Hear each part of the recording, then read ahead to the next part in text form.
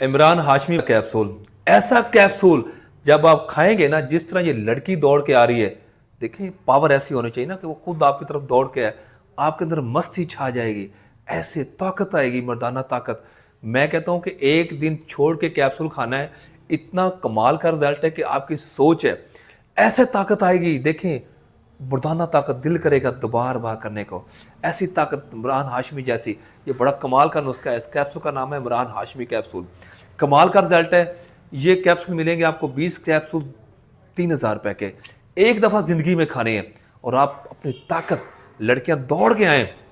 एक दफ़ा अगर अच्छा सा काम किया हो ना बंदे ने, मर्दाना ताकत हो, टाइमिंग सही लगे, तो मैं कहता हूँ लड़की दीवानी हो जाएगी।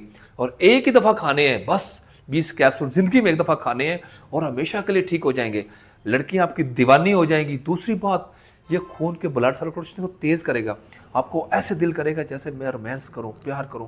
ऐसा कमाल का रिजल्ट है इसका, ये मस्ती वाला कैप्सूल। ऐसा कैप्सूल ज़िंदगी में आपने खाया भी हो ना, तो मैं उसकी भी गारंटी देने को तैयार हूं।